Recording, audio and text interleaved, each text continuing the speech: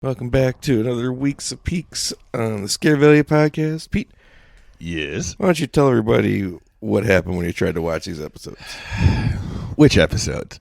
Twin Peaks? Parts 13 and 14, or as you watch them, parts 14 and 13. I didn't know. And That's a different kind of Shaggy defense. I didn't know. I didn't know. But having watched both of them now, didn't really affect anything. Like literally the story, the characters we followed had almost nothing to do with each other, no impact on each other, and it just continued their individual stories. Of all the episodes you could have flip-flopped or slides.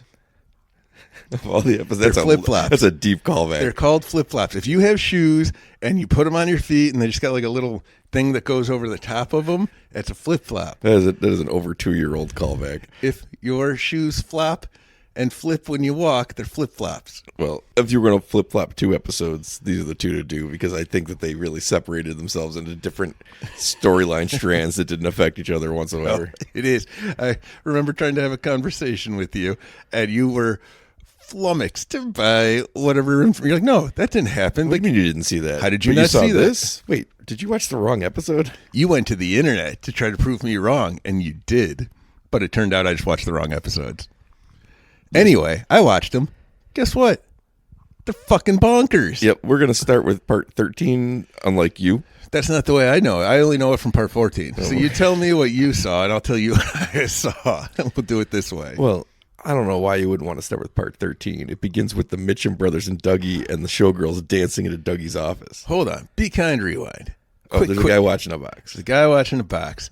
And this time, Mr. C, who was bad Cooper, is still up to no good. He's off in the world. He came back to life, and he's Started making trouble in the neighborhood. started making trouble in the neighborhood. You've got Dougie Jones, who is the like construct that was made to house Cooper when Cooper got out of whatever dimension he was in. So Cooper's wandering around there.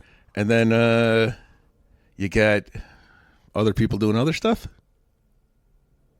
And the Mitchum brothers. And the Mitchum brothers, who are with Dougie Jones Cooper. And Candy. We get some Dougie and Candy time. I wish they knew that they should be together. Candy, the dumbest. I wish of they the- knew anything. What even are they? They're just like little valet girls, I guess. I don't know their job. They maids, maybe?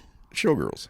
Showgirls, but they seem to just like hang around with the Mitchum brothers all the time. If you had all that money, wouldn't you do that? Yeah, but I don't think that they're like having Hang sex out with them. hot girls that don't talk. Why? They live in a life. Whatever. I don't know why they're there, but that is how this episode starts, with them having a celebration. They're bringing presents to Mullins, who runs the company, The insurance company? the insurance company, because thanking him for their $30 million payout.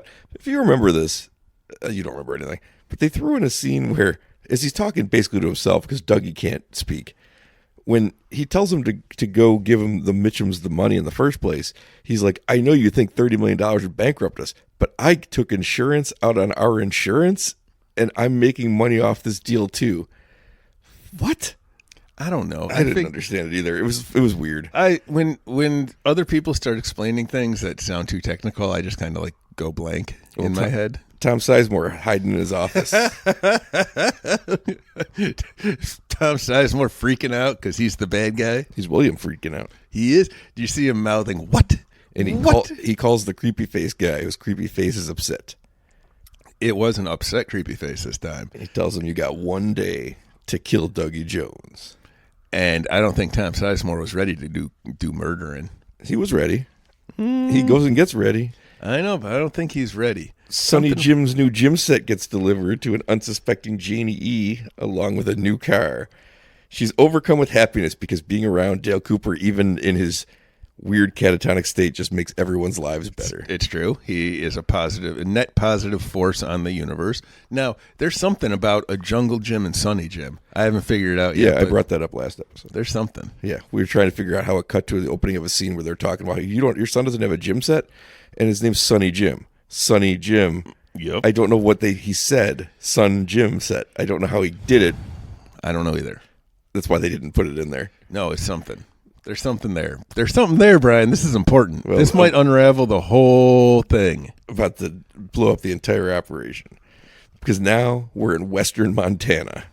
Why wouldn't we be? Yeah, why are we? Oh, yeah, we're back to evil Mr. Cooper. We finally catch back up with Mr. C, and he's arrived at the clubhouse Ray said he was going to, like a fool.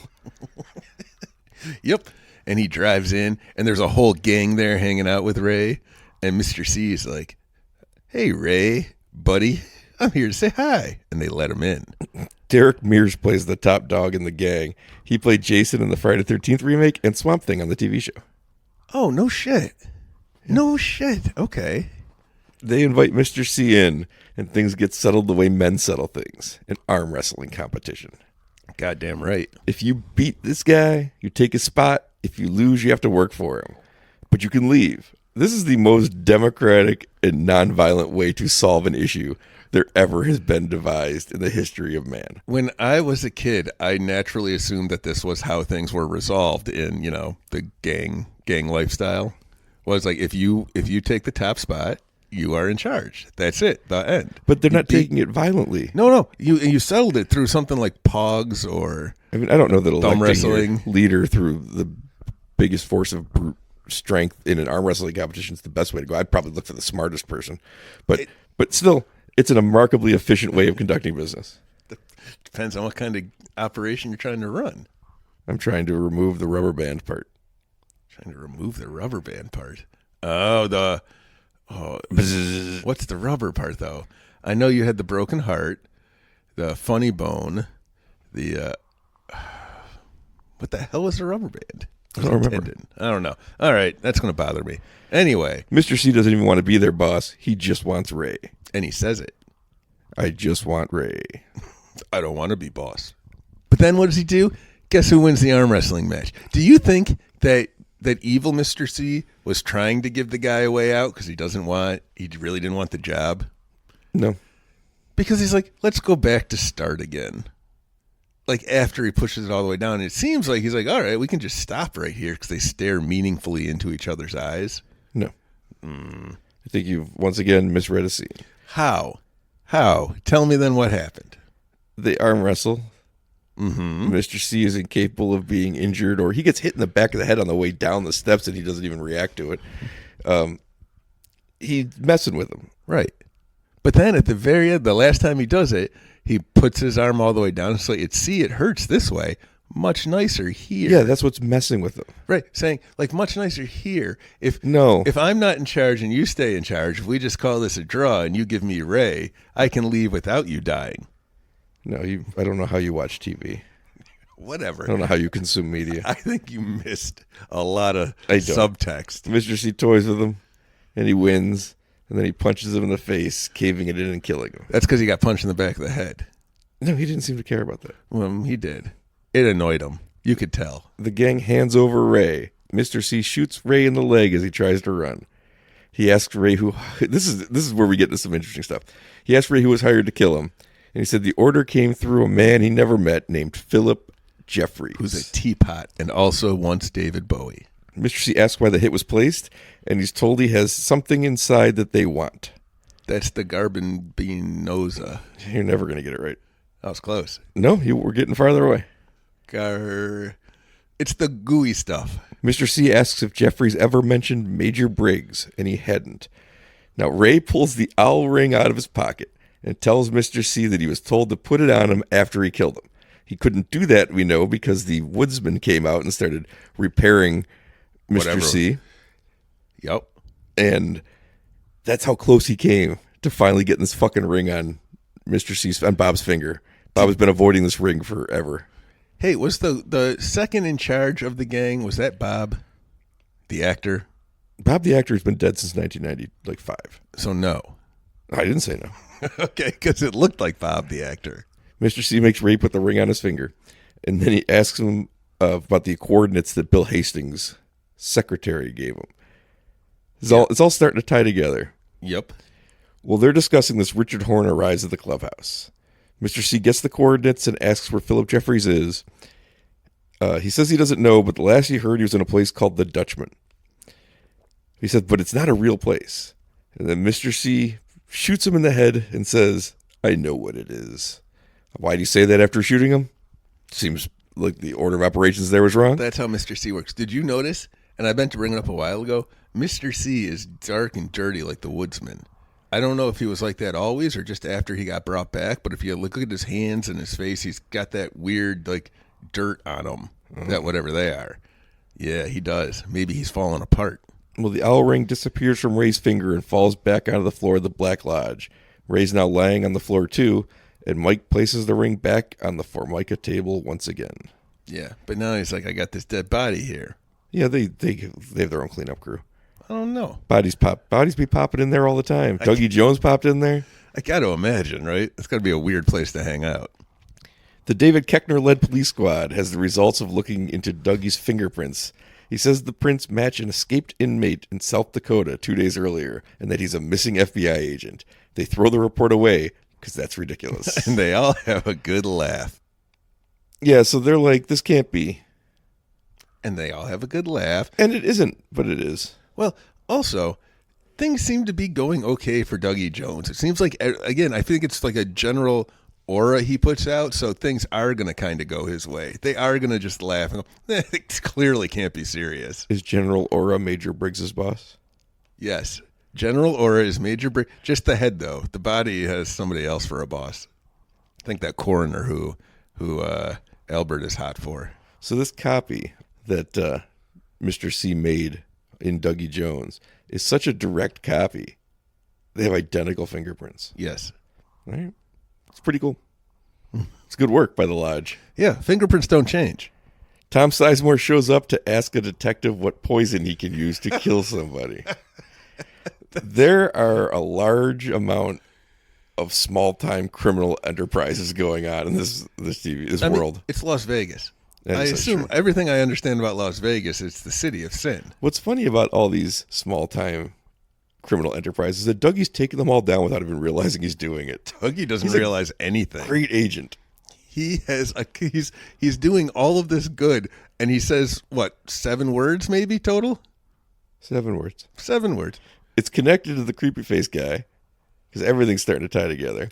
And it runs through this police department and is using Tom Sizemore's for insurance fraud.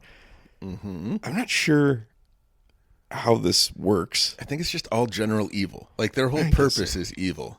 Whatever they are, it's some network of evil, and I don't know how the Lodge plays into it, but it does. The Woodsmen factor in, but there's factions within the Lodge between the monsters and the Woodsmen.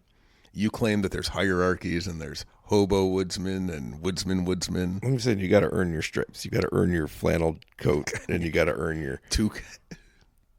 That's the hat with the little ears. The toque. They gave him away once. Don't say these words to me. They gave him away in packs of Labatt Blue beer. A brief scene happens with Tim Roth and Jennifer Jason Leigh driving through Utah, talking about Mormons, and she wonders why there aren't more Mormons when they get to marry so many women. And figures it's because they can't drink. That's the whole scene. Yep. I was like, all right. I honestly kind of forgot that they were there, and then they popped in. I'm like, oh yeah, and then they disappeared. I'm like, oh okay. You want a fun fact about Jennifer Jason Leigh? Yes. Her father, Vic Morrow, was decapitated along with 2 small children on the set of Twilight Zone, the movie. Is that in the helicopter crash? Yeah. That's not fun. That was her father. Was he the pilot? No, he was the actor who got decapitated, and the little boy he was with got decapitated, and the girl got crushed by the helicopter. And those children were hired illegally so they could get around the working laws because they knew they couldn't have them on set with all these stunts and explosions. And it didn't work out. And John Landis never had to pay anything for that, I don't think. That sounds horrible. Yeah. Oh. I mean, he had to direct Spies Like Us. I guess that was his punishment. Janie E. drops Dougie off at work in their new car. He still hasn't figured out exiting the car on his own or how doors work on buildings. And what is... Yeah, I know, because he doesn't know nothing. What is that? So he doesn't actually learn. No, but what's the tent with the balloons? It's always there, and I can't figure it out. Is something about to be unveiled? Like balloon tent? Balloon tent. Yeah, what's going on in balloon tent? You never been like going to the mall and there's just a balloon tent? No. I was up at the mall the other day. There's a circus. And there was a balloon tent. There's a tent with balloons on it. I didn't ask any questions. I thought, it's balloon tent time. There's a big circus full of like paranormal things like manticores and Pegasus and stuff, I imagine. If you ask me, the big circus is in Washington, D.C. I heard the circus went to town there once. I heard it stayed. Well, everyone left except the clown. Got him. Tom Sizemore's waiting to poison him. and he offers to buy Dougie a coffee, which makes him happy. Dougie sees Pie and wanders off, allowing Sizemore to poison his coffee. Do you see how Dougie gets the pie without ever even asking for it? No, I said last episode I wanted to see how Dougie bought that cherry pie, and Lynch, the master that he is, lets me watch him do it now. He's going to answer all your questions. The greatest storyteller of all time. Now, that's funny you say he's going to answer all your questions. If there's one thing I think about David Lynch's work, it is the opposite of that. But he did give me this. He's there. It's all there, Brian. All of it. I'm telling you, there's something about that jungle gym and the Sunny Gym. It's a very important clue. Well, why is he named Sunny Jim? It's to get to your son doesn't have a gym set? That's not why it was. It is how he get to Sun and Jim. Sunny Jim. No, what? How else would he know? How else? Why would he ask? Why would Mitch and Brother ask?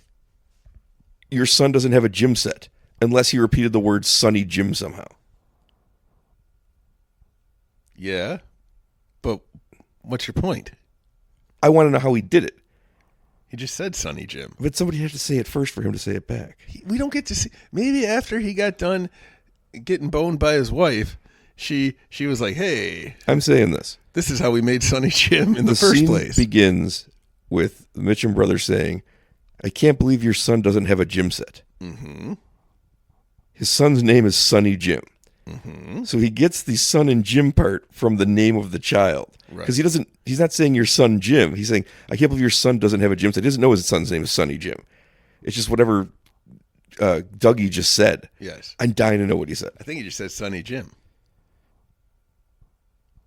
I think that's literally just what he said. And then, but if somebody doesn't say it first, how is he saying it back? I think he. This is why they didn't put it in. I think what would have to happen here is he's asking him, what can we give you as a thank you? What would your son want? And he would say, Sunny Jim. And he'd be like, I can't believe your son doesn't have a gym set. That'd be the best way I could imagine it going down. Does he? But I don't think he can actually answer the question, even who is your son, by saying Sunny Jim. Although he did say Jake gave 2 rides once. Yeah, I was going to say, is he always repeating, or does he? I thought he's almost always repeating. Right, almost always, but sometimes he just spits out a phrase that he knows, like coffee, if he sees it. So what we're going with is the Mitchum brothers said, we want to give you some stuff for helping us out.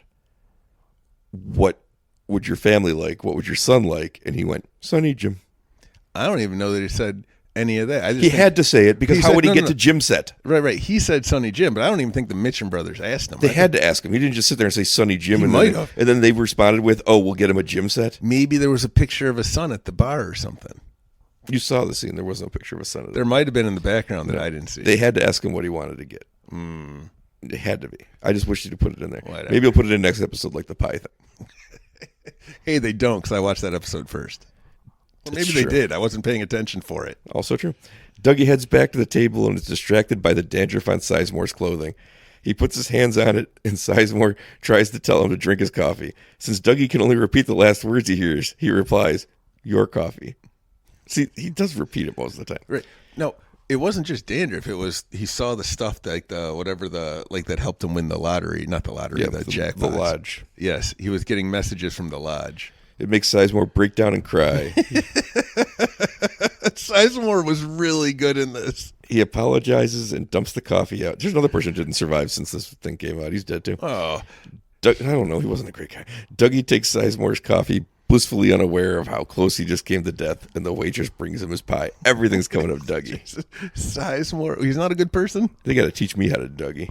Sizemore was no good? I think he was a creep guy. Oh, okay. Well, he was a sniveling worm in this. I can tell you that. We cut to the Double R Diner, which I've been calling the R&R Diner for some reason for many episodes. It's not the R&R? It's the Double R Diner, where Shelley gets a call from her daughter saying her husband hasn't come home in 2 days. Shelley tells her to come to the diner for pie, and they can talk. Pie solves everything in Twin Peaks. But what's interesting is Cooper's not there with his good influence. So somehow that's like its own little influence that's starting in Twin Peaks. It's not just the bad stuff that's coming back. It's the pie. The pie's coming back. The pie is coming back. The pie's been there. In fact, there's a scene coming up in one of these episodes where they have a whole financial breakdown of how the pies are costing this place money. Oh, I think I saw that. I hope so, because you watch these episodes. It's either in this one or the next one. Yeah. Norma's talking to somebody about it, and I think she's maybe dating him. It's in this one. Okay. Mullins questions Tom Sizemore about what he's been up to. He admits to everything as Dougie stands by, not knowing what's happened or what's happening or what's about to happen. This is where we get a hint that the actual Dougie Jones was involved in the swindle too, because he says that Dougie implicated himself in his uncovering of the plot. Okay, you're right. He said that. I didn't give that much No, attention, but because I just thought he had found it, and he had found that he had done his own bad things accidentally. Like that's like he he was part because he was doing what he was in on it. That's why they want to eliminate him, because he was on their side and then he turned on them. You don't have to read into this. He flat out tells you he implicated himself in some of these crimes. Yeah, I don't think implicate means what you think it means. Because of the implication. Yes. Tom Sizemore says he will testify against the creepy face guy. And Dougie also knows about the cops he was working with. Well, he doesn't know anything, but he doodled it.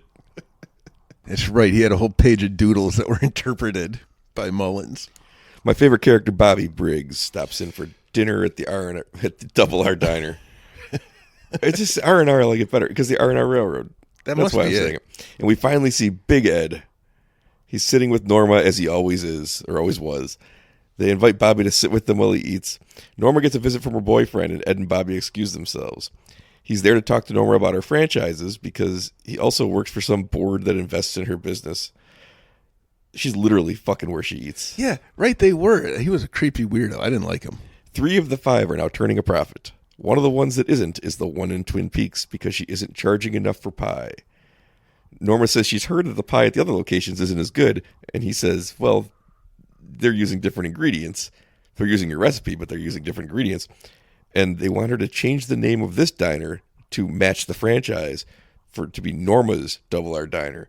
And she's like, I don't like any of this. And I should have been with Ed. Well, yeah, okay, that was my question. Were blah, blah, blah. Were her and Ed an item in the original series? Okay, for the millionth time. Big Ed is married to Nadine because he shot her eye out accidentally. He's been stuck in that terrible marriage where he feels like he can't leave. But he's been fucking Norma for years. I didn't know that. Because they've been in love since high school. But he knocked Nadine's eye out, and he's like stuck in that marriage, and he's wanted nothing more than to be with Norma. Her. But now she seems to have moved on to have a new boyfriend. But that guy's a jerk. Yeah, well, nothing comes up Big Ed. Norma. Wait, no, who's the one-eye lady? Nadine. Nadine is in love with the shovel She's yourself not out of shit. in love with the sheriff. They even have a scene together where she mentions, haven't seen you in decades.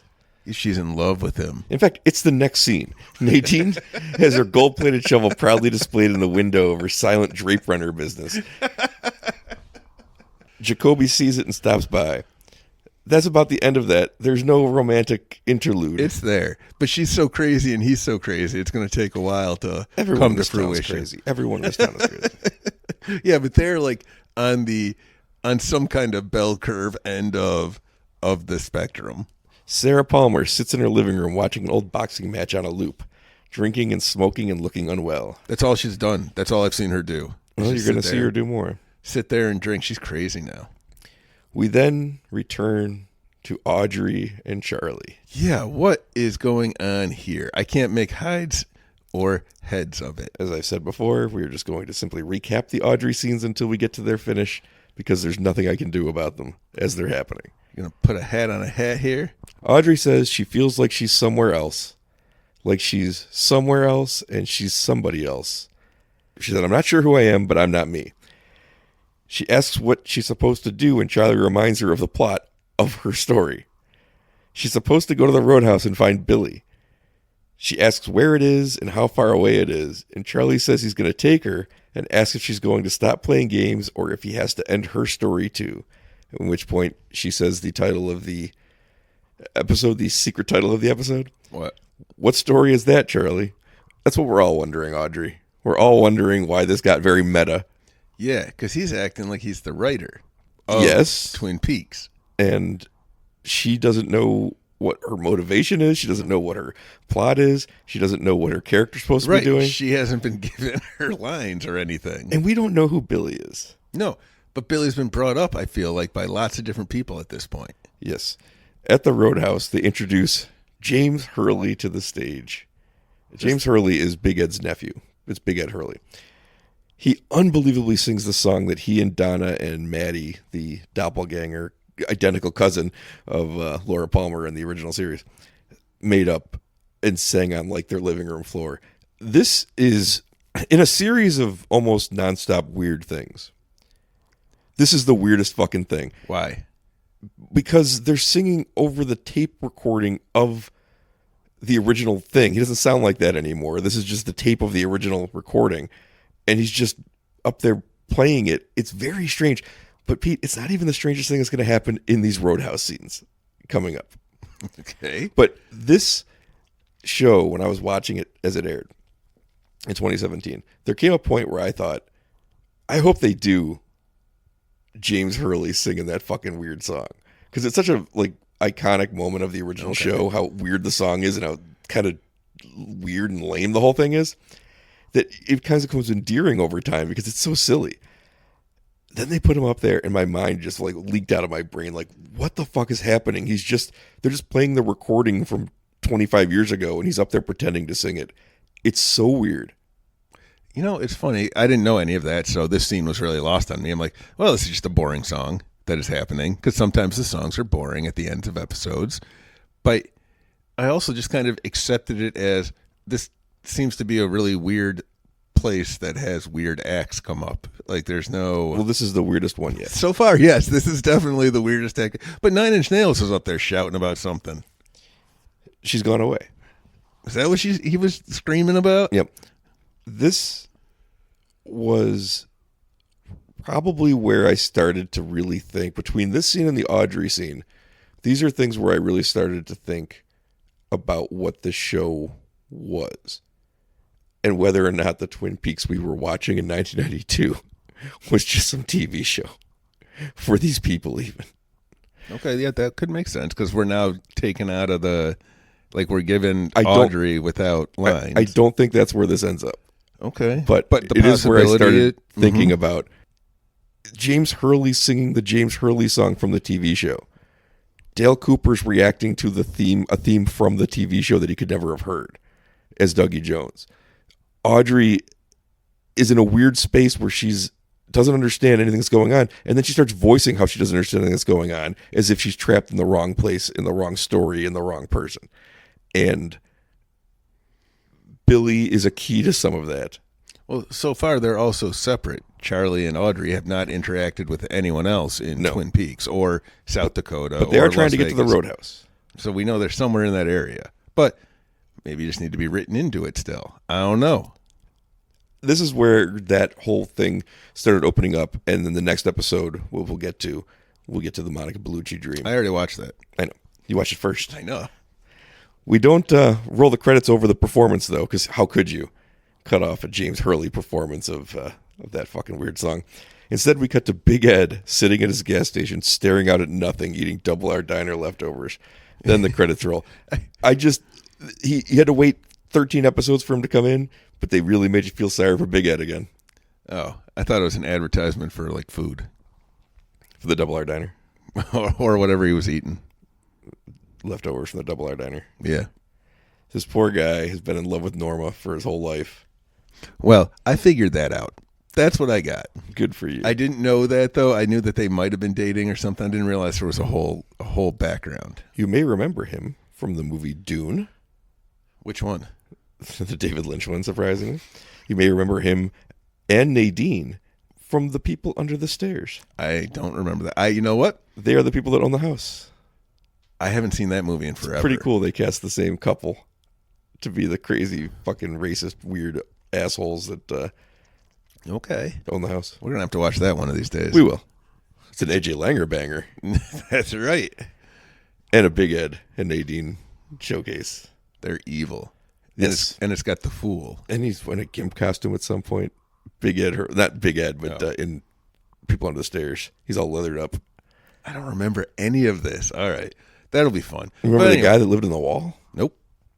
Creepy shit. Nope. I just remember that the main character was the Fool. He was named after the tarot card. I don't know what you're talking about. Now you said something I don't know. Yeah, it's there. I promise. The kid's called the Fool. I pity the fool. Speaking of fools, what'd you think of this episode, Fool? I thought the Audrey part was interesting after having watched episode 14, because it's just like you said. It seems to throw in what is reality now. You're questioning. She's the first person to really question it. Yeah, but you as the viewer. Well, I watched 14 first, so I got the whole Lynch dream sequence, which really makes you start questioning a lot of things. So watching this episode next, when Audrey Horne pops up acting like that, it further cements it. I suppose you would have that same feeling, but in reverse. She's the first character in the show to question it. Not the way I watched it. Oh, well, Which is what I'm trying to say to you. no, David Lynch doesn't question reality. He doesn't think he that does. deeply into what the dream is. But she says, who is the dreamer? Yep. And that's where we're left with. And that kind of makes me question reality.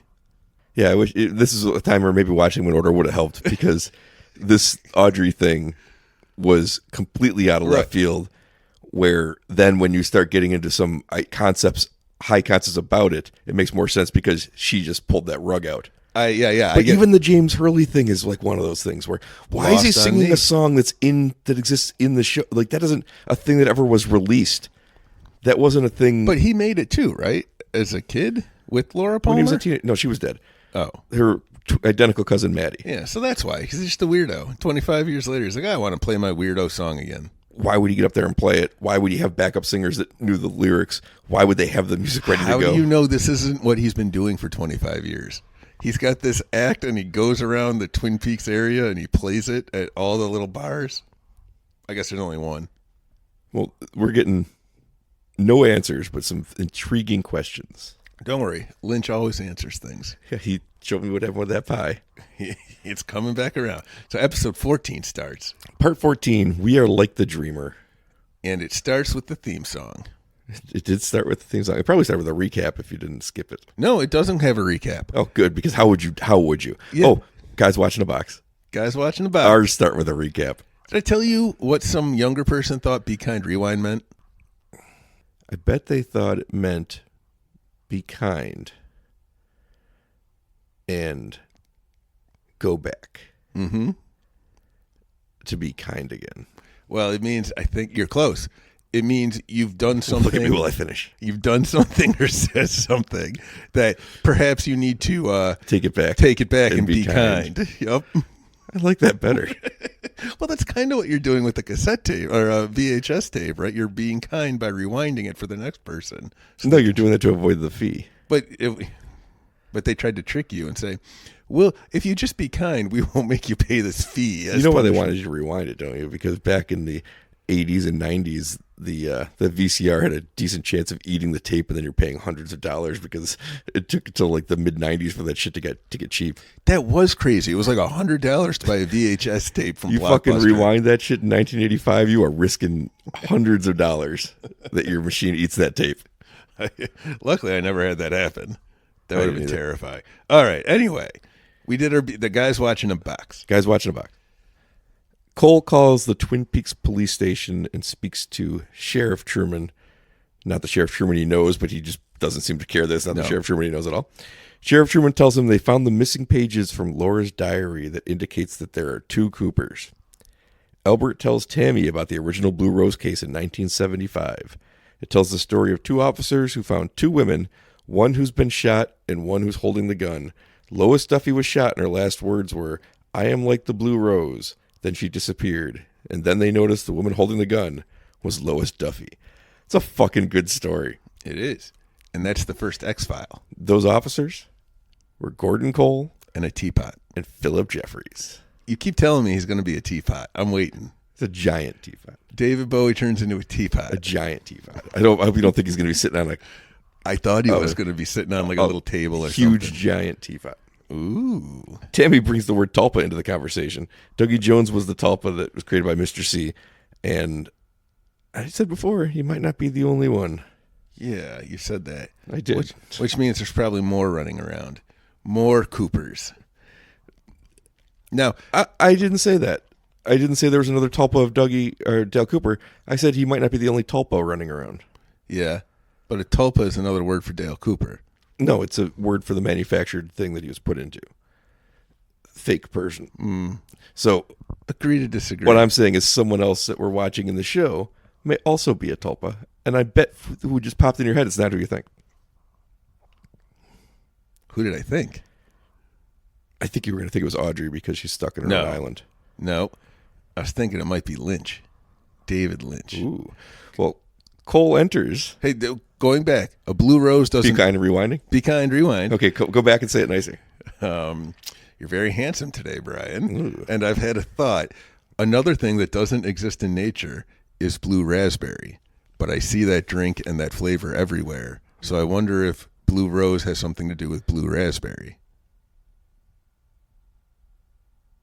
There are blue raspberries. Aren't No, there's not. Only in like slushy form and Fun Dip sugar form. Like blue raspberry is super popular, but raspberries are just like red or purple, mostly red. I thought about that the other day when I was eating my kids' blue raspberry Fun Dip and having a deep discussion about what are the best flavors of slushies. And blue raspberry's there. That's like number 2. It's never my first choice. I like blue Gatorade. Do you know the actual name for blue Gatorade? Frost. Is it? I don't know. That's why'd weird. Why'd you ask me if you didn't know the answer? Because nobody knows the answer to the. If I ever met somebody who's like, I like whatever the like limonade chill, I'll be like, what the fuck are you? You're a tulpa from Tulpa, Oklahoma, motherfucker. Oh, remember those Tulpa race riots? I do remember. I didn't learn about those till Watchmen. It's weird I had to learn history How from shitty is our fucking whatever? Fuck this country. looking up what's the blue raspberry? What's the blue Rose? Blue raspberry? blue Gatorade called? They all have weird flavors. Riptide Rush. Cool Blue and Glacier Freeze. Glacier Freeze. What did you say? Frost. I swear to God, Frost is a flavor. Maybe it's the Powerade knockoff. No, Powerade doesn't have flavors. It's just a bottle, and there's no. You get a red one, you get a blue one. There's no, they don't try to pretend. They don't even have different bottles. It's the same bottle. Gordon Cole enters and says Diane is coming. Hot. I'd watch that. I'd buy that for $1. A window washer squeaking drives Cole crazy before she gets there. Nothing doesn't go anywhere. That's just there. There's something because fun. they keep showing those whatever he's got going on with his hearing. I don't believe that he's actually hard of hearing. I think he's a tulpa now, and that's just showing that he's not in tune with his body. He had the same hard of hearing when he was in the original show. He was an original tulpa. He's the original blue raspberry. Wouldn't you think that the original one would be Lois Duffy? Well, she was the blue rose. He's the blue raspberry. He's like the next gen. Cole asks about the last night she saw Cooper. Diane doesn't want to talk about any of that, but she says Cooper mentioned Major Briggs that night. Albert tells her that Briggs was thought to have died 25 years ago, but the body they looked at indicates he died just a couple days earlier. And they found the ring inscribed with Dougie and Janie E.'s names. I told you Janie E. was not a part of any of this, but she was going to be connected in a weird way, and we find out how. Diane tells her that Janie E. is her half-sister, and she lives in Vegas, married to a man named Douglas Jones. They call the Vegas office and tell them they need information on the Joneses. They say there's a lot of Dougie Joneses and ask how they're going to find who the right one is, to which the one partner screams the other one, how many times have I told you this is what we do in the FBI? It's such a random, perfect little moment. It's nothing else, right? These guys haven't been in any other like the first season or anything. They're just we haven't seen them in the show, and I forgot them. They're just two guys in the Las Vegas. I don't think they come back. That's their one scene. That's awesome. But where is the quirky, weird Twin Peaks-like thing happening? In Vegas, nearer to Dougie Jones. Motherfucker, you got those the Koechner or Keckner, whatever, David Keckner cops who are becoming Twin Peaks at first happening wherever Dale Cooper is. That's where Twin Peaks is at all times. You've got the two brothers who you assume are somehow mob affiliated, who have just turned into the happiest, nicest people in the world. You've got the assassin who was trying to kill him turn over a new leaf and just go.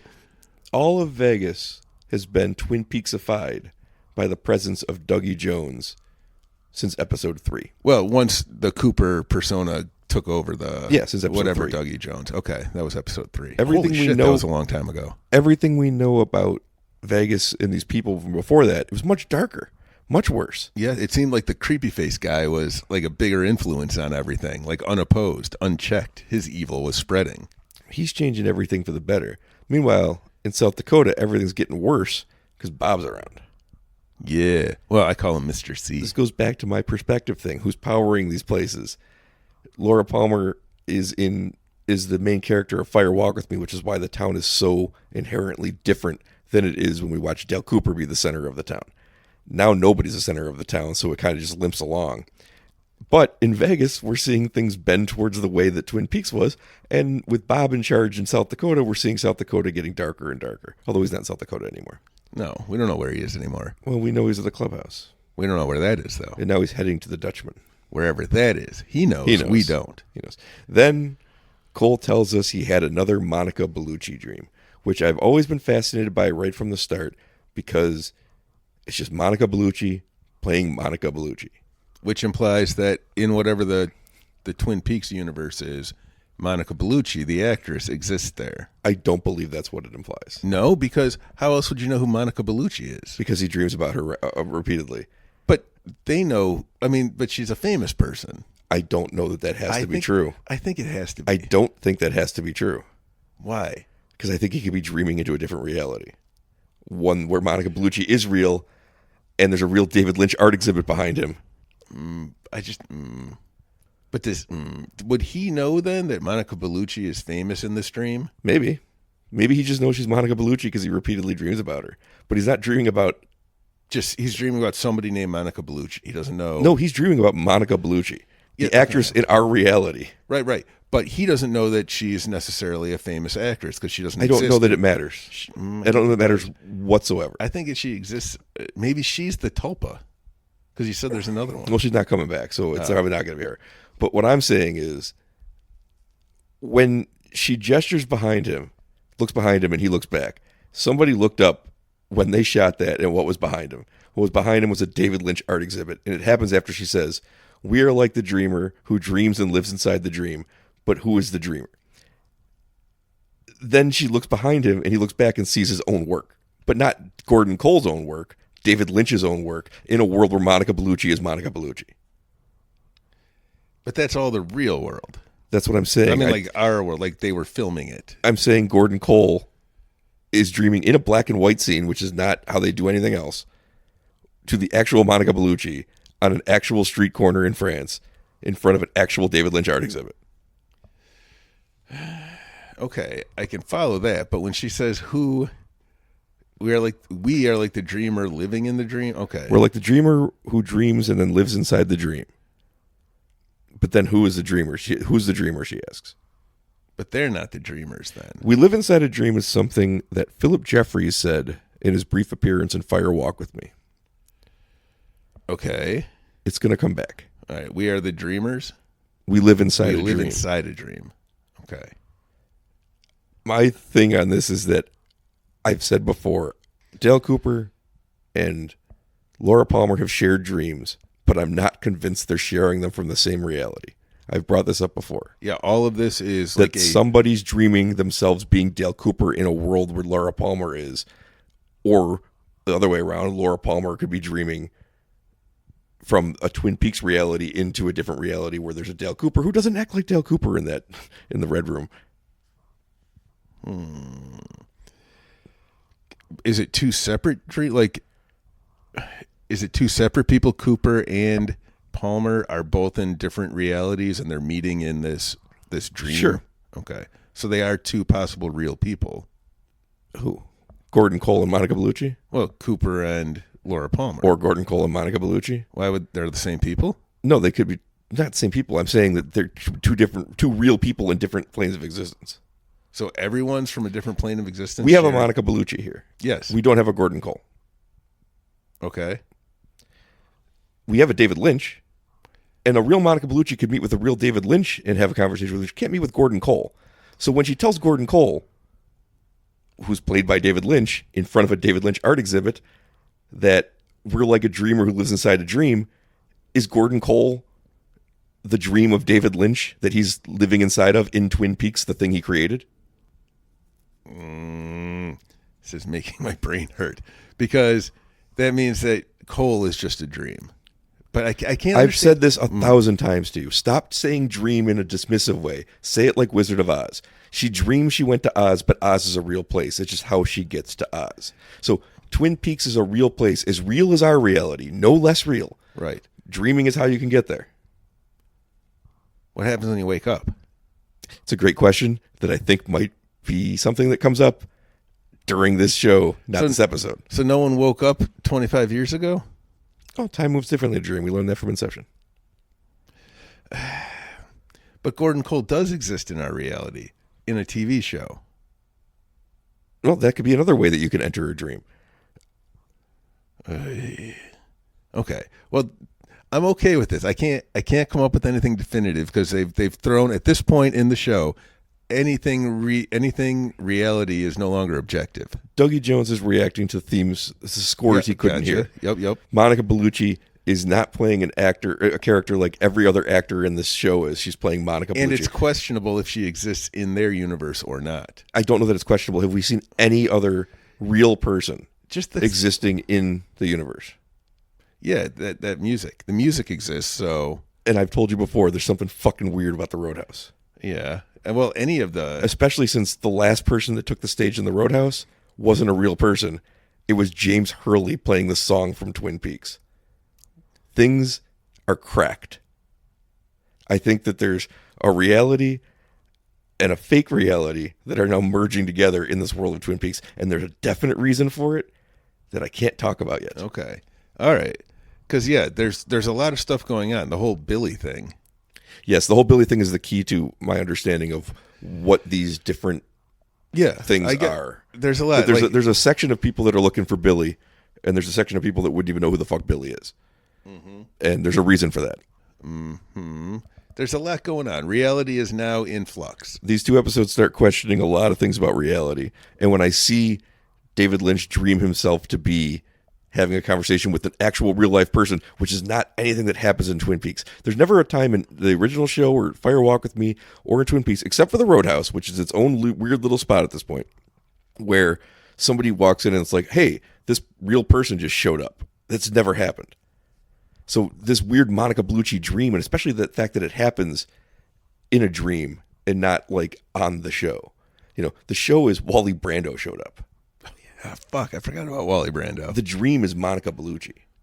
Not that we have who hasn't dreamt of Monica Bellucci, who among us hasn't, but it's interesting to me, and it just goes when you think of the Audrey thing, when you think of the Dale Cooper reacting to the score, when you think of We Live Inside a Dream, you start putting these things together, and there's not really an answer there, but there is going to be reasons that these things, I think, might be happening. Okay.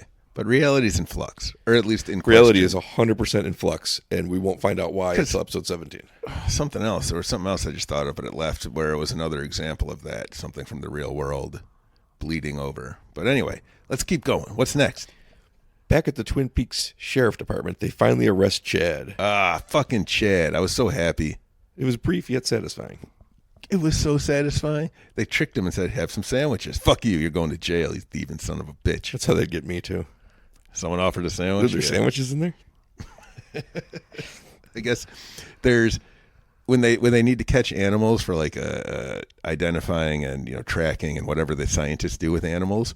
They'll have baited traps where the animals go in and get the food and then get trapped in there till the next day, where they get measured and weighed and then released. And I guess a real problem is the ones who realize that this is a free meal and a safe spot for the night because nothing can get in. So the same animal keeps coming back to the traps. He's like, no one can get me and I get a free meal. Truman, Hawk, Andy, and Bobby head to Jack Rabbit's palace to find what Major Briggs wrote them about. The electricity is humming, and they head to the location following the Major's instructions. And the Major had told Billy, don't go here alone. This is... Who's Billy there? Who's Billy? Who's the kid of the general? Billy, right? The general. Yeah. The general's kid. Bobby Briggs. Billy is importantly a different person. What, is he? I haven't seen the end of the show yet. No, we're never going to meet Billy. Or maybe we do. Maybe we meet Billy. We might meet Billy in this episode, to be honest with you. I'm not Bobby 100%. is Billy. No, Bobby's not Billy. Could be. They find the woman who tried to help Cooper back in part 3, who fell into the void, lying naked on the ground. She's alive, but blind and unable to speak. She was always blind, and she could never speak. It's a real Helen Keller. Yeah, a real Helen Keller. Is this what Helen With Keller them looked tits. like? It's the one thing I remember about Helen Keller. 253 arrives, and the electricity crackling gives way to a portal in the sky. Andy is sucked into it and appears in front of the firemen in the White Lodge where we saw Cooper sitting in the first episode, but I argue has not been sitting yet. Yeah, so this is... Wait, was this the very first episode? It's the very opening of the very first episode. Okay. And I don't think that scene's taken place yet. I thought it was part 3 that he ran into... No, I don't think that scene's taken place yet. Why? Because Dale Cooper isn't in the White Lodge. How would he ever get there? He hasn't even... He's stuck in Dougie Jones. When does he get into the White Lodge? Well, he was there before he went to Dougie Jones. No, he wasn't. He was stuck in the Black Lodge the whole time. There was never a time for him to get to the yeah. White Lodge. It hasn't happened yet. That's when he tells him to remember Richard and Linda, 430, 2 birds, 1 stone. It's the opening scene of the whole show, and I don't think it's taken place yet. Fuck, I forgot all about that. Of course you did. It tells you to remember it. There was never a chance. The fireman finally tells us his name, and Andy sees an image of the creature in the box. The box that the guy was watching. What was the fireman's name? The fireman. Oh, that's disappointing. He sees image of the creature from the box. He sees its birth in the explosion. He sees the woodsman in the convenience store, electricity crackling, and that damn girl running away from screaming in the pilot episode, which has never made sense because they didn't even announce that Laura Palmer was dead until after that. I've never understood what she was crying about. It's weird because we never see her again, so it's not like she was Laura's best friend. We just don't know. Because even her friends don't. Even James doesn't know. Bobby doesn't know. Nobody knows what's even happened yet. And this girl's running across the courtyard screaming and crying. How? And we never see her again, so she wasn't a friend of Laura Palmer's. It never made sense. I love that he keeps using it because it never made sense. He sees the red curtains and Laura's prom picture and the angels from Fire Walk with Me. Then he sees Nido back on the ground and Dale Cooper and Mr. C split into 2. Then he sees a phone and himself with Lucy, and he sees the number 6 electrical pole, and he pops away back to Jackrabbit's palace. Amusingly, this seems to make sense to Andy, who understands very little usually. I wonder if that's like a meta commentary where showing us as key parts of Lynch's story that we can't put together, but slow brain Andy can. Because I've just said I've spent 30 years, 35 years. I never understood what that woman was screaming about when she ran across the courtyard of the school. But he watched it and was like, yep, got it. It's so funny to me. Well, not to speak ill of Slow brain. But he does seem to have a remarkably empty brain, which you could just fill up with anything. And that's kind of what happens. He's a high-functioning Dougie Jones. Candy's a low-functioning Dougie Jones. Either way, Hey, he has Nido. what is Candy going to do? She's doing her best. He has Nido and says she's important, and some people want her dead. Now, he's talking much more calmly, forceful, and intelligently than he ever has before. He's clear. He's concise. He's giving orders that make sense. It's an excellent performance because it's subtle enough where you're not, like, it's not a completely different person, but it's still like jarring. They need to take her down the mountain and put her in a cell where she'll be safe. And don't tell anybody about this. It's the most coherent and direct that Andy's ever been about anything. And they just like fall in line. Because it makes sense. I like that they've all accepted the inherent weirdness in any of this, or in the whole situation. Because the new Sheriff Truman, he wasn't privy to the first round of I guess, the weirdness that happened in Twin Peaks. I'm sure his brother probably told him. But this is his first time. He's just like, yeah, all right. And he goes along with it.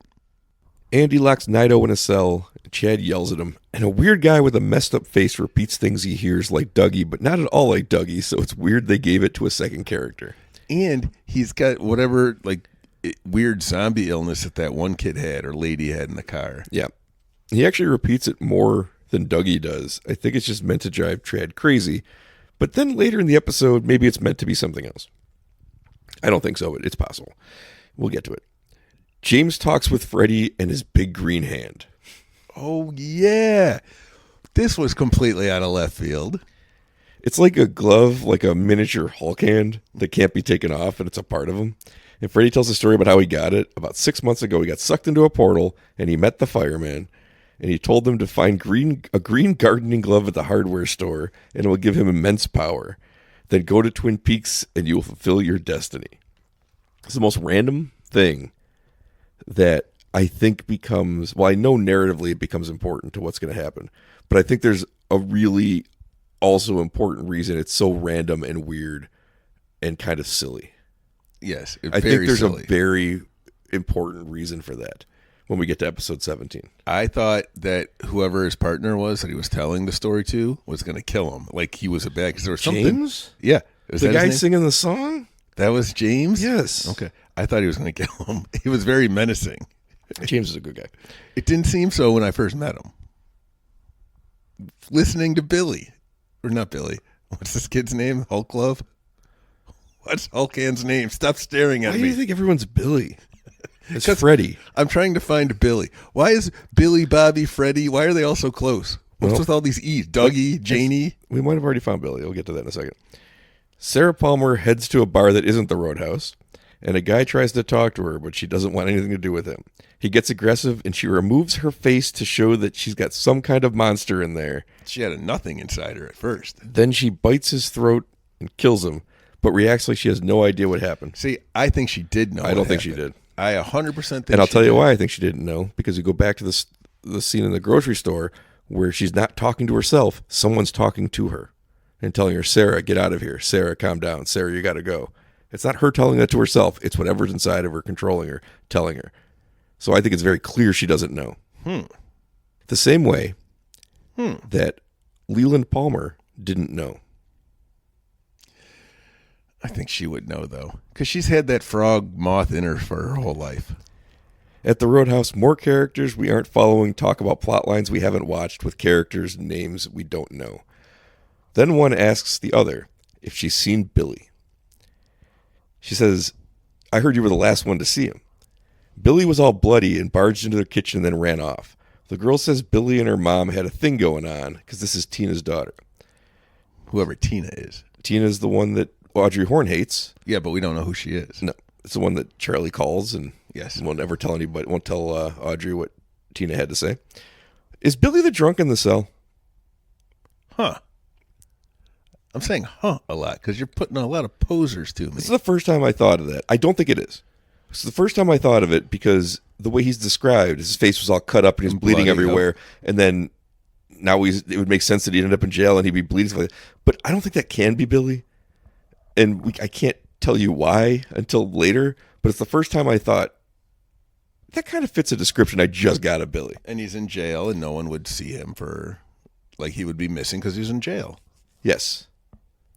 And if there's no next to king, so we don't know who's. But there's a been- reason I don't think it Okay. is Billy. But there's we're but not it's the there first yet. time I saw it and I thought, huh. I just saw a guy that fits that description and you wouldn't have been able to find him for the last couple of days. But the reason I don't think it's Billy is involved is that everybody I've seen that guy in the cell interact with, Chad, James is going to get down there at some point. Freddy's going to get down there. Nido, the police officers at the station. None of those people are looking for Billy. Right. And I think there's a really important reason that like Andy and the cops and this, they're not looking for Billy. I don't think Billy exists in their timeline, to be honest with you, is where I'm going with that. All right. Which is a possibility. Another band plays as the credits roll. This episode was in memory of David Bowie, who we saw a clip of as Philip Jeffries from Firewalk with Me, but his voice was redubbed at his request because he never liked the way his southern accent came. I thought it was pretty good. I don't remember what it was. I mean, it's bad, but it's Twin Peaks. It's weird. It And seems to fit. I remember that. David Bowie walking in looking like he shit his pants saying, now who do you think that is there? Is hilarious. Like, why would you? And he also says, we live inside a dream. It's what the fuck? Why would you want to change that? But he asked for somebody too, so they did. Well, Lynch. And it fits because later you're going to see the Teapot Talk and they can use the same voice they used to dub over. Although it doesn't sound that different than what David Bowie did. Just he didn't like his voice in it. Yeah. I don't know. The whole thing David is weird. Bowie worked with David Lynch and Christopher Nolan. What a career. And whoever made Zoolander. What a career. Oh, The Prestige. Yeah. I couldn't think Oh, of it's a perfect Nikola Tesla. I think so. It's perfect. I like that movie. I should watch that movie again. It's a great one. Part 15 is going to be called There's Some Fear in Letting Go. Okay. And part 16 is called No Knock, No Doorbell. That's how you get to the Dutchman. I can tell you why 15 is called that. I cannot tell you why 16 is called that. I don't remember. I know what happens in 15 and 16. I haven't watched ahead, but I do know what happens in them. Remember that Dale Cooper wanted to stick himself into the 15th socket. Yep, I remember that. And although I'm pretty positive we don't get Dale Cooper back until episode 16, I think he might push the button at the very end. I think he might stick himself in the socket in 15. So we might be ending our time with poor Dougie Jones. I don't even know what to feel or think, because I like Dougie Jones a lot. But boy, it's going to be fun to see Cooper back. Yeah, people have been waiting a long time for Dale Cooper to come back, and I think he's about to. Next time when we talk, parts 15 and 16, he will be back. But you know what? So we waited until the final 4 episodes. I think the final 3, honestly. I am so now, as much as I thought I wanted to see Cooper, I am so invested in Dougie Jones. In what? He's not invested in anything. He's already unraveled everything. He's saved the day. He's helped the people that needed help. He's changed people's lives for the better. He's taken down a crime syndicate. Just think what he could accomplish if given more time. What did Cooper ever accomplish? He became Dougie Jones. Yeah, took him 25 years. Why go back though? Like, this seems like you're sliding backwards. You're not going for Dougie Jones he could change the world. Sliding backwards like Jamiroquai in this virtual insanity. That won the video. Why did that pop in my head? I don't know, but it's really weird. I thought of it the other day too. It did win Video of the Year. Understandably, it's a kind of fun video. But I thought about this the other day. I think that I have a clear top 2 music videos ever made. Because I always thought there was one that I was like, this stands above every other music video. And it's Johnny Cash's Hurt. Yeah. But there's another video that I think is like right up there with, when I saw it, it blew my mind, and it became like the Johnny Cash one for different reasons, became like a real cultural touchstone for a moment, which is very hard to do in modern times. This Is America by Childish Gambino. Oh. That is where I started watching reaction videos online. It was watching reactions to people watching that music video, because it's such a stunning work of art. And I think those 2 music videos are like the peak of what people have done with the medium. Yeah, the only knock I have against Childish Gambino is it's the era of the internet, so I don't know how much exposure it gets as opposed to MTV. Huge. Bigger than like MTV back in the day. Biggest thing of that year. You know, he was the first rap song to win Best Song, first rap artist to win Best Album of the Year. It broke a lot of barriers down, too. Yeah. That was like 2015 or some shit. 16, 17, 18. It was somewhere in the late teens. I mean, rap wasn't getting those. But it's been around forever. Especially because it's almost always the biggest thing. Like, who's the biggest artist in the world? Bad Bunny? That's a rap artist, right? R&B at least. I think he's rapping. Thought he was a DJ. That's Jazzy Jeff. Oh. And, I mean, you know, Kendrick Lamar and Drake, these are like huge names. I thought they were basketball players. Yeah, they are. Are they? No. They're not? I don't know. I don't watch basketball. I don't either. But whatever. I don't know any of these people. But no one's won a best album as a rapper. No. Not Will Smith. No. Not Ice-T. No. Shockingly, no. Ice Cube. No. Vanilla Ice. Who do you think's going to change the answer? There has to be somebody. You know that Ludwig Göransson is the guy that works with Childish Gambino, because they met on Community, because he's this Swedish guy whose first break in anything was getting to do the music on Community. Okay. He's won like 3 Oscars already. He's still young. He went from Community to working with Ryan Coogler. So he just did Sinners. He did the Black Panther movies. He won Oscars for both those.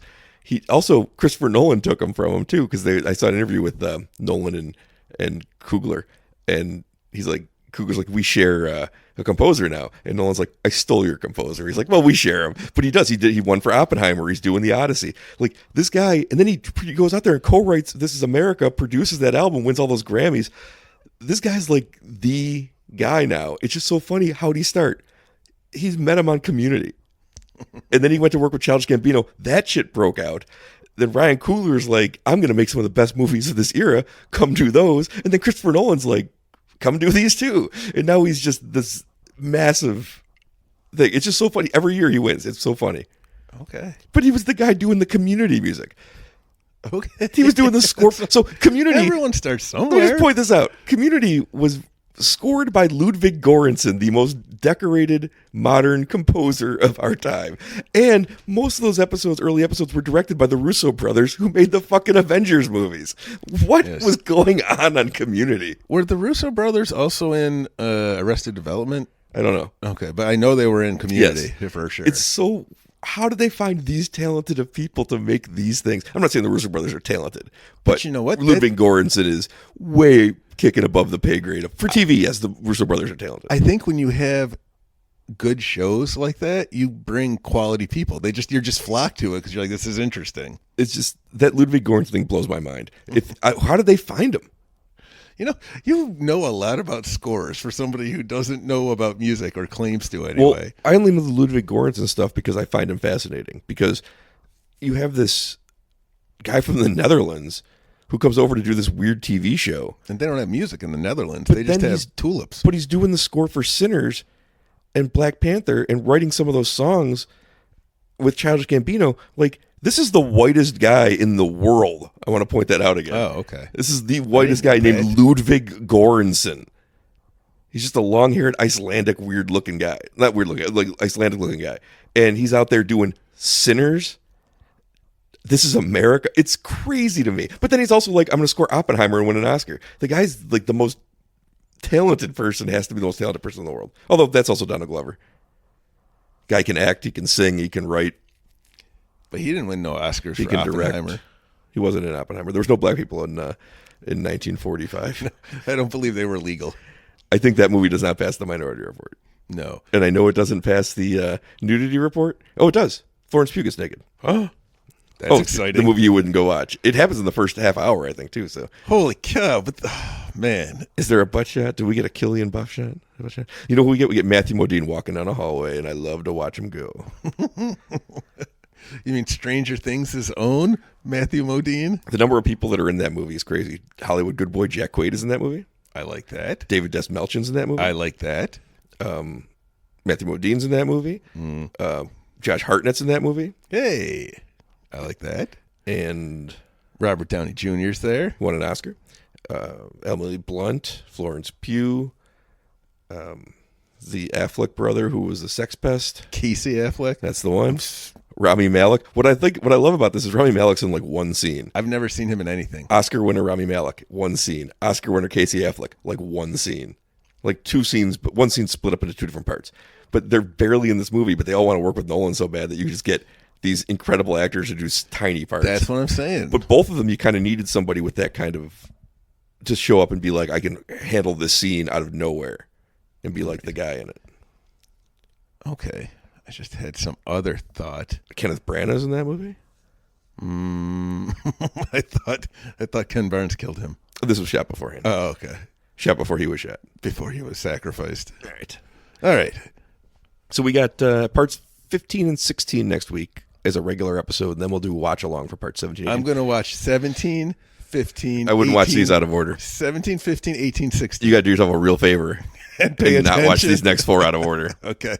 Because everything's coming together now. I don't know how that happened. It was all queued up. I was 100% convinced I was watching episode 13. These are the only two episodes I think you'd have gotten away with it. There, at no point did I have any inkling I was watching the wrong one because everything made as much sense as it always makes in Twin Peaks, and I didn't feel like I had missed any character story development. Well, you're not going to want to watch these all out right. of order. So I got to watch episode 15. Part 15, part 16. Part 15. And then we'll do a watch along for part 17 and 18, and then we'll do a bonus episode to start putting our Billy thoughts into Billy lines. And Kitty's seen a couple episodes, and she has ideas too. Oh boy, yeah, her ideas are we're an idiot. So fun. We're one collective idiot, the two of us. So bad news: of the two people I know who listen to this podcast, two have stopped listening since our Twin Peaks have started. We've only done 2 episodes of it.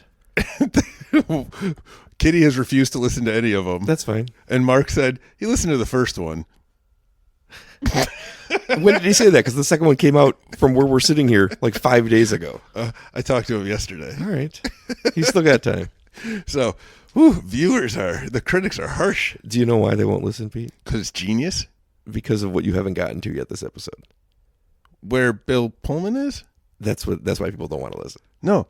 I haven't got to it because we know where he is. He's that one bad guy. Balthazar Getty. Who we might never see again. Right, because he got away on the Lost Highway. He was like, fuck this town. There's some shit happening. I wonder what movie he'll pop up in next. Me too. I wish that Lynch wasn't dead for many reasons, not least of which is that I wanted to know where Bill Pullman was. If you also are curious, whoever's listening, not Kitty and Mark, who Bill Pullman is, throw your suggestions out on Twitter. Use the hashtag #MeToo, and we'll see who everybody thinks Bill Pullman is. That should work. Or call it the show. I like the way you said "MeToo." We're going to use that as a hashtag and throw that on Twitter. Throw your guesses out there. Yeah, a lot of Harvey Weinstein I'm seeing already. I don't even know how they're. I don't even remember when he was in there. I don't know how they're getting this information. I haven't even uploaded this yet. Show. That's not who Bill Pullman. He's Balthazar Getty. This Twitter doesn't know anything, Brian. That's true. Is Twitter even alive anymore? No, it's X. That's even dumber. The everything app. Are you telling me that a genius like Elon Musk could screw up something so easy as people just posting their thoughts? Yes, because I heard it was like a racist network now. Oh yeah, it's terrible. Okay. Good thing I was never a part of it. I'm all morally superior. Me too. To Elon Musk? Oh, well, that's not hard. The South African who made his money blood diamonds? And continues it in slavery? And then he spends his time arguing with people on the internet about his own media literacy. There's one of them people that thinks Homelander was the good guy and got really upset. There's a guy that got really mad for days that Lupita Nyong'o was cast as Helen of Troy in the Odyssey because she's black. I just started hearing something about that. What's the problem? Lupita Nyong'o's great, and isn't the Odyssey a made-up story? Oh, it doesn't matter to these people. Okay. It does. Well, the problem that he has with it is clearly that Helen of Troy is supposed to be the most beautiful woman in the world, the woman who launched 1,000 ships, and he's like, well, it can't be her. And you know why he thinks that? Because her name is Lupita, and that like Lou is too much of a boy name. Yeah, he's got a problem with that too. His own trans child has cut him out of his life. Wow, cut him out of their life. Yeah, he's a terrible person. And if I had all that money, I mean, nobody would even see me. Nobody would ever hear anything from me. First off, my understanding is you don't get that much money without being a horrible piece of shit, because you'd probably have given it away long before that. But if you did for some reason, wouldn't you just try to make like the best Earth you ever could? Like, I'm pretty sure I can fix like hunger and I want to say I would. And environmental concerns. But I know I'd walk around the street offering thousands of dollars to people to humiliate themselves in front of me. I once saw a plan to dig from the Hudson Bay all the way through the Great Lakes, all the way down to the Atlantic Ocean, like in Virginia, creating one giant salt waterway, which would have no benefit and destroy tons and tons of stuff. And I was like, I like this idea. It'd be a pretty cool waterway. Could you imagine, though, just being able to walk around and be like, hey, Hugh, do a dance for me. Here's $1,000. And they're like, ha, ha, ha. I'm just so entertained all the time. Everyone would be my court fools. When I was younger, I was sitting around talking with people, and it was about, what would you do for what amount of money? Looking for a Klondike bar. Yeah, but would you eat shit for $1 million? Yes. I said that, too. And then one kid looked at me and says, when I get rich, I'm going to remember this. So far, I assume he's not rich because no one's shown up saying, here's a pile of shit, Pete. Here's $1 million. Get to work. No question I would. 100%. I mean, there's a lot of things I wouldn't do for $1 million, but that one's easy. I'm waiting for the guy to come back. I'll haggle it down if I have to. No. If there's a bidding war. What's the lowest price you'd eat shit for? I don't know, like human shit, not like delicious bear shit with little berries and nuts. No, and I understood. Stuff. Right, I understood. Whose is it? I don't know. What have they been eating? Yeah, I don't know. It's gross. It's gross shit. No, I guess it's got to be a log. You can't just have like the splatters. You can eat soup. That's so you said no one's listening to this anymore? Your sample size said 0? This is the kind of talk. Although, you know what my mom did say? She always listens to the foreign correspondent episodes. She loves Ken. He's the best. There's, everyone is someone's favorite. Mine's Dougie Jones. Yeah, I do like Dougie. All right, I gotta go figure out what my lowest price is for eating shit, and we'll come back with a closed bid. We'll turn our papers over. Price is Right style? Yeah, I'm going to burn you on this $1 bid. We'll see who gets to eat the shit for what price. That's what we'll do next time. For episodes 15 and 16, we'll reveal our pieces of paper. I got to really think about what the lowest number is. Does it matter? What if you had to eat my shit and I had to eat your shit? What have you been eating? I eat gross stuff. I've been trying to eat vegetables, so you're gonna get a lot. You know how like in the 70s when they would put vegetables in Jell-O, and there'd be like a salad inside a Jell-O mold kind of thing. I do. That's kind of what From my the poop, 70s when I was in. That's kind of what my poop is like. They don't do Jell-O molds like that anymore. No, they don't. Kitty's mother made it for me one year because I had asked about it, and she said, "Yeah, we used to do that," and then she did. It was pretty gross. It was a whole salad inside Jell-O. I didn't think a salad. You put fruit in there. No, this was salad. This was like lettuce and carrots. And That's disgusting. that's I'm back up to $1 million. All right. We'll see you next week for parts 15 and 16 as our Twin Peaks journeys heading towards its end. No. Yeah, I don't think he's going to make any more either. We should start over. Kitty and Mark will love it. I think we should. This Well, we'll just have to have Ken on so that way your mom listens. right. Of all the things we've done, this one bears repeating. I just picture her scrubbing through the episode going, where is he? Where is he? Where is he? Wait, Don't want to listen to this fucking idiot son of mine. these two morons. Where's Ken? No, she's literally said that to us, that we sound like idiots doing idiot things. You two sound like your normal idiot selves saying idiot things to each other. I don't know where she gets that from. Probably $1,200. See you next week for parts 15 and 16 of Twin Peaks: The Return.